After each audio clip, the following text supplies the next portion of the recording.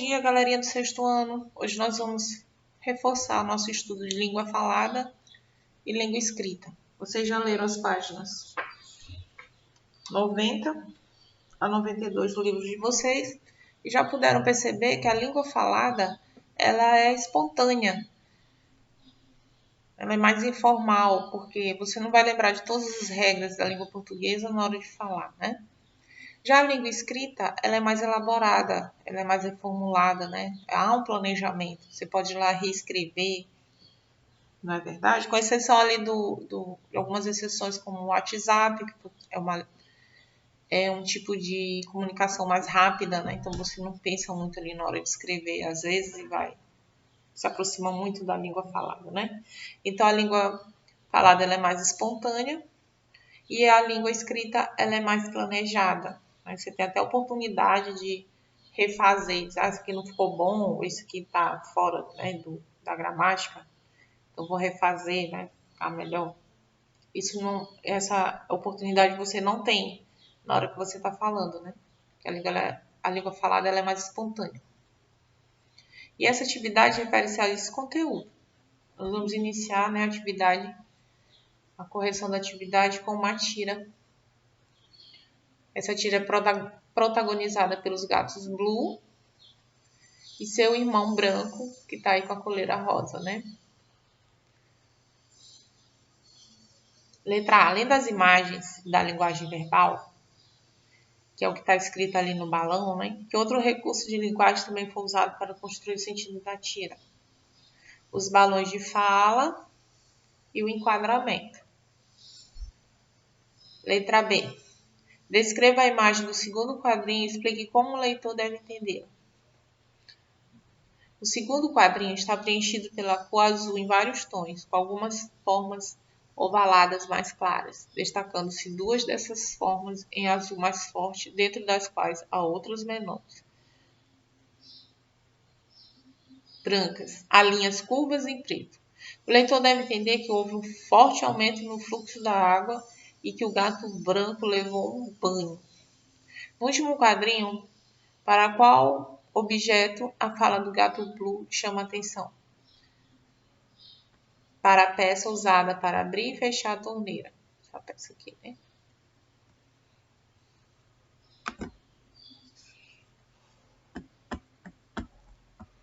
Vamos para a letra D. Que palavra usada por Blue faz referência a esse objeto? Ele usa a palavrinha aqui. O que fez o gato branco reconhecer o referente dessa palavra? O fato de Blue estar mexendo nesse objeto e olhando para ele. A palavra referente é usada para indicar o elemento, um ser, um objeto, um lugar, uma ideia a que uma palavra se refere. No trecho, o jovem acabou de sair, ele estava se sentindo mal, a palavra ele não tem sentido próprio. Ela está se referindo ao jovem. Que problema ocorreria se a fala do gato Blue fosse usada sem alterações em uma comunicação escrita, como uma mensagem enviada pelo celular? A ideia não seria compreendida, porque o referente da palavra aqui não seria conhecido. Mas onde é esse aqui? O que é esse aqui, né? O irmão dele compreendeu porque ele apontou ali para a torneira, né? Para o dispositivo que aumenta o volume da torneira. Letra G. Explique por que o humor da tira está na possibilidade de que a fala de Blue no último quadrinho não seja tão inocente quanto parece. É tipo aquele foi sem querer querendo ali do Kiko, hein? No Chaves. Eu também aqui a resposta.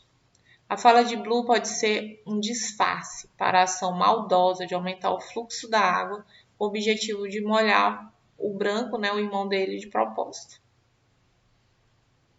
Letra H. Considerando a reflexão que você fez nessa atividade, conclua. Em uma situação de comunicação como esta, que vantagem tem uma interação face a face quando comparada à comunicação à distância?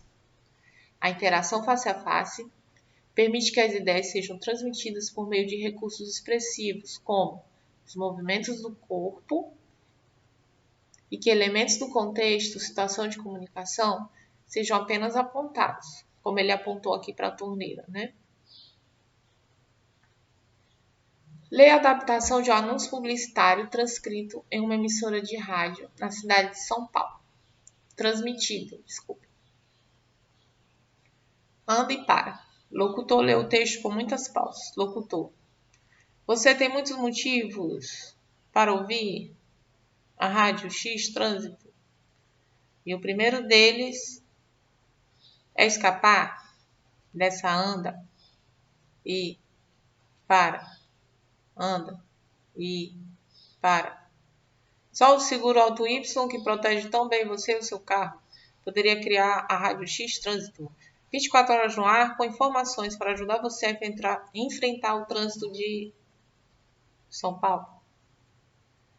Explique o título do texto. O título é Anda e Para, né? O título Anda e Para refere-se às várias pausas que o motorista é obrigado a fazer por causa do trânsito na cidade de São Paulo. Um anúncio publicitário divulgado em uma rádio é produzido conforme o processo de escrita ou de fala. Por quê? Conforme o processo de escrita, porque é um texto com planejamento longo que será lido. As reticências marcam as pausas na fala do locutor, o que normalmente provoca pausas em uma fala. As pausas ocorrem porque o falante está procurando a melhor maneira de continuar sua fala. Qual o objetivo das pausas nesse anúncio? As pausas remetem às interrupções do trânsito.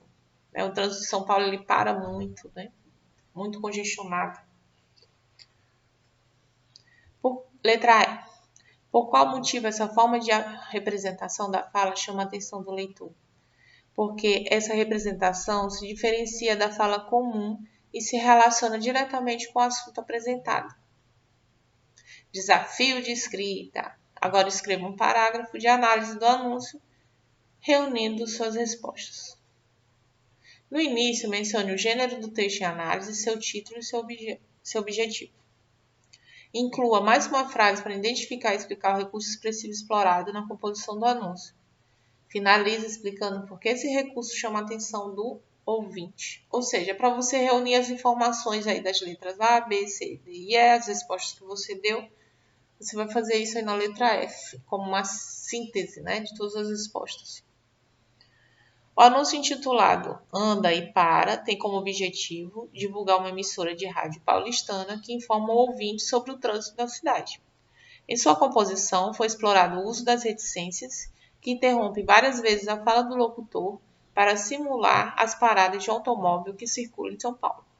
Esse recurso chama a atenção do ouvinte porque rompe a fala habitual e a relaciona aos movimentos típicos do trânsito pesado. O trânsito aí das grandes metrópoles, né?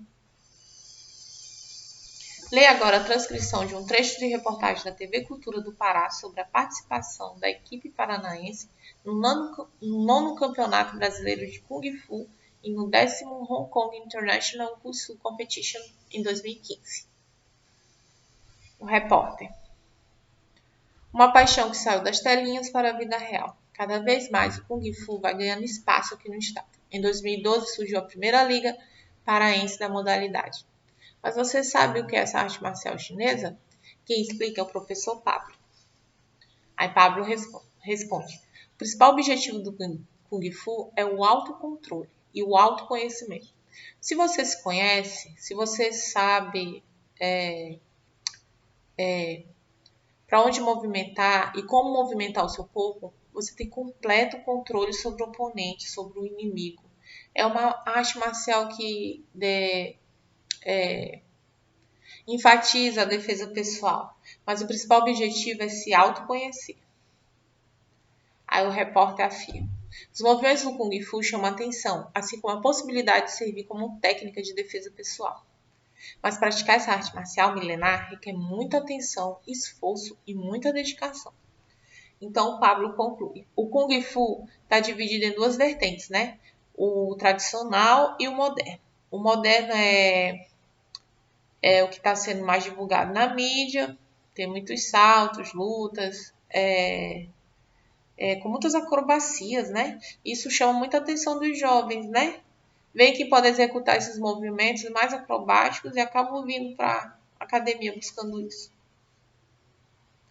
A expressão em off significa que apenas a voz do repórter está sendo ouvida enquanto são mostradas imagens em que ela não aparece. Observe a imagem a seguir. Porque o editor da reportagem teria optado por mostrar imagens como esta, e não a do repórter. Aqui a imagem do professor de Kung Fu, Pablo Silva, né, em 2015, em Belém. Porque essa imagem contribui para que o telespectador saiba como é o Kung Fu, um esporte que pode ser desconhecido por muitos.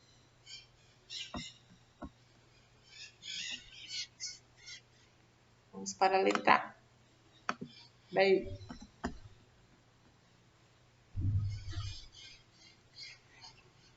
releia as duas falas do professor entrevistado na reportagem. Quais marcas de oralidade você percebeu? Cite algumas delas.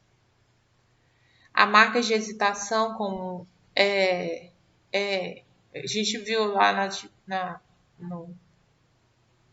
na questão anterior, que essas reticências, elas marcam hesitação na fala, né? Você está buscando ali qual é a melhor palavra para você expressar aquilo que você quer falar.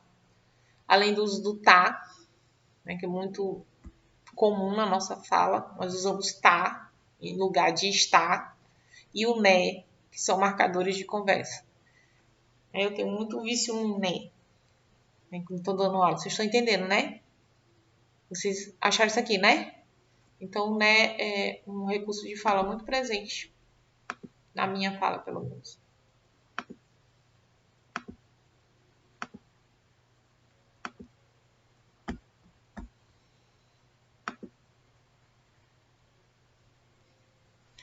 Vamos para a letra C, da terceira questão.